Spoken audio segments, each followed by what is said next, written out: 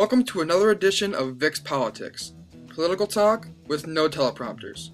Now today's topic is Obama's national flop. Last night, Obama drilled BP's CEO over their responsibility in the oil spill.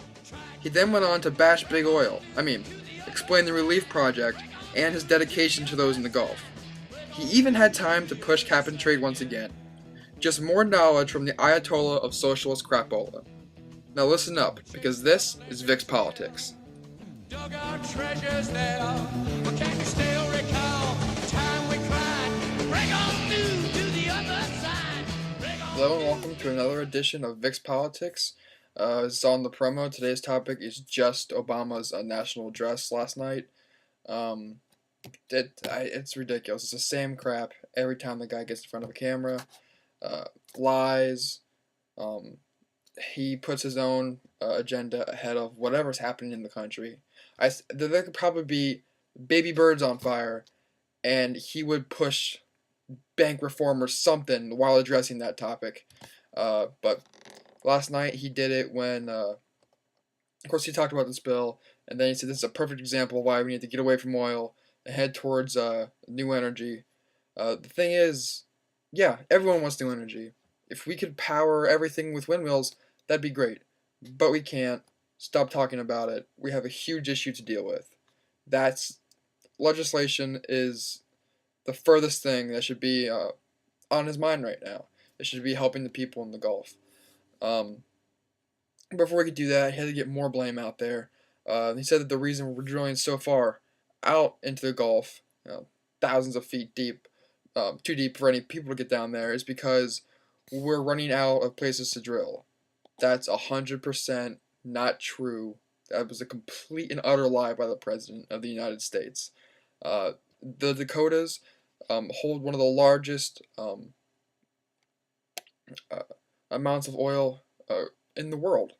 We have so much oil here, there's no need for us to be drilling that far out. The reason we're out there is because the environmentalists won't let us drill in shallow water, and they surely won't let us drill on land in the Dakotas, the middle of the country, or up in Alaska. So before he even got to the issue, he made sure he got to the blame, that's what he does. Then he got to the issue in their response, and said they've been on it from day one. That's not true. There's no way.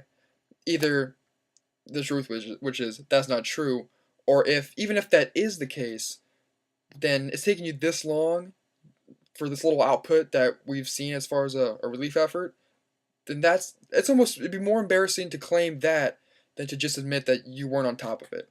One of the popular sentiments throughout all the shows last night, right after the speech, was that this is something that should have been made on day 7 instead of day 57. We knew earlier than 57 days later this was going to be a big disaster. Even if BP's numbers were off, their lowest estimates were still, it was going to be a big spill.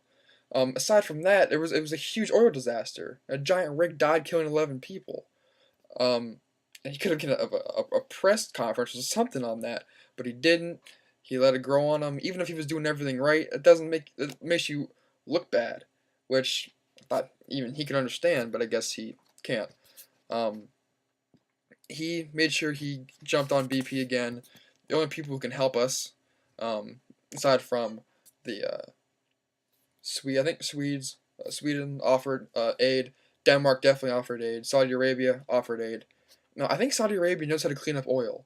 They've had quite a few oil spills, and they prevented them from becoming catastrophes like the one we have in the Gulf, because they have the proper tools, they know what they're doing, pumps, stuff like that.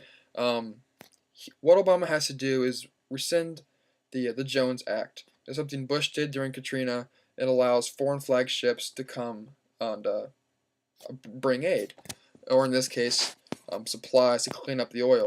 Obama has said no, and the reason he's saying no is so that the unions can get these cleanup jobs, because with the foreign nations out of the way, all these jobs can be given to the unions. And if you can think of anything past being in bed with the unions, that's his relationship with SEIU and all the rest. He wants his friends to get these jobs. It's another example of him putting his personal interests and his back pocket friends ahead of the interests and life or death situations of American citizens. He doesn't care. He cares about himself. That's it. But aside from that, nothing else real big in the speech. Pretty much everything we expected. Cap and trade, define logic in order to help his buddies, and throwing blame around. Oh, and he wants to take over a foreign company, British Petroleum, and I don't know, build himself a golden toilet with the money. I don't know, but surely he's not going to go to the people in the Gulf. Another primetime disaster for the president. Can only get better from here, right? Well, that's all I've got today. Thanks for watching, and be sure to tune in next time because it's only going to get better. Thank you. Try to run, try to hide, break on through to the other side.